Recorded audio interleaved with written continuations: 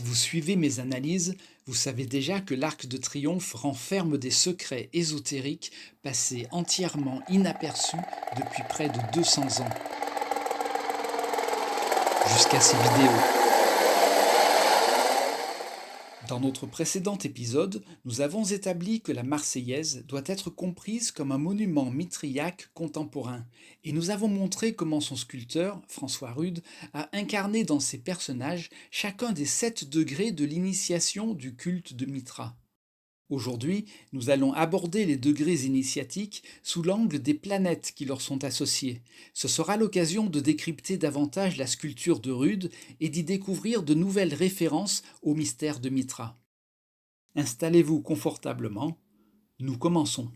Les astres liés au grade de l'initiation mitriaque sont les planètes classiques, c'est-à-dire les corps célestes visibles à l'œil nu que les astronomes de l'Antiquité avaient distingués parce qu'ils se déplacent sur la toile de fond des étoiles fixes. Les planètes des degrés initiatiques incluent donc le Soleil et la Lune, et c'est sur ces deux luminaires que nous allons d'abord nous concentrer. Ils occupent une place essentielle dans l'iconographie du culte de Mitra et apparaissent presque toujours dans la scène du sacrifice du taureau. Sur les artefacts que voici, vous voyez le soleil et la lune personnifiés de part et d'autre du dieu. Revenons maintenant sur notre image de la Marseillaise montrant les degrés initiatiques. Remplaçons les noms des grades par ceux de leurs planètes et ne conservons que le soleil et la lune. Les personnages se trouvent eux aussi de chaque côté de la sculpture, comme le soleil et la lune sur la tauroctonie. Se pourrait-il que Rude ait voulu leur attribuer ce rôle ?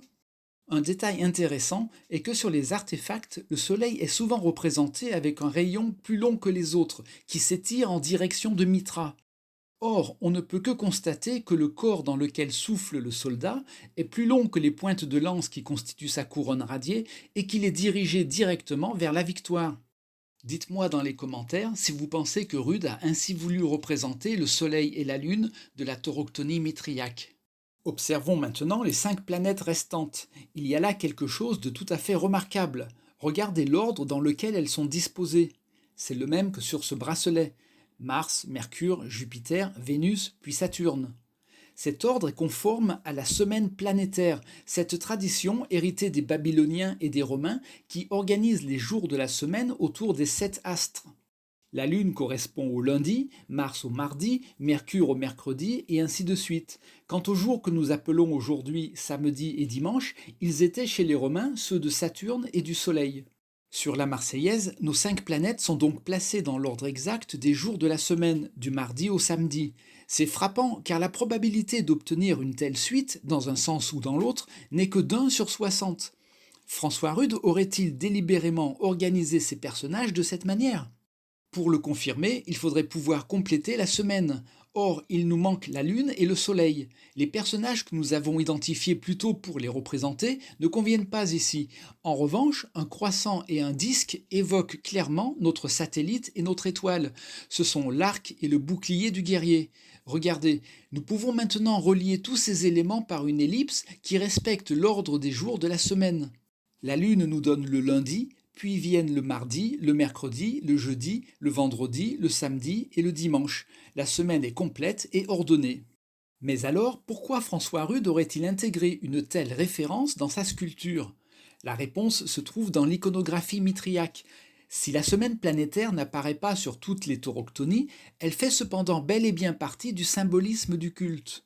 Regardez cet artefact. Sous la scène sacrificielle, on peut voir les 7 planètes disposées dans l'ordre de la semaine romaine.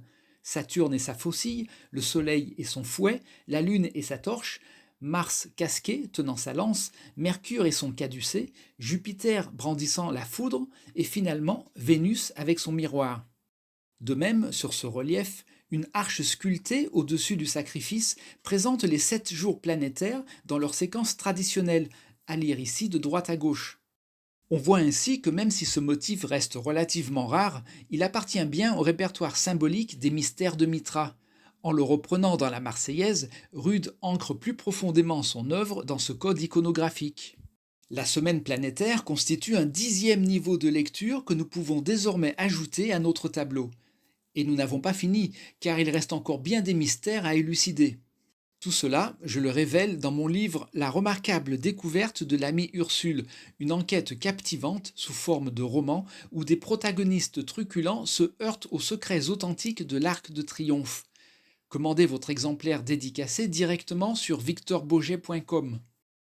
Si cette vidéo vous a plu, likez, commentez, abonnez-vous et partagez. Merci pour votre attention.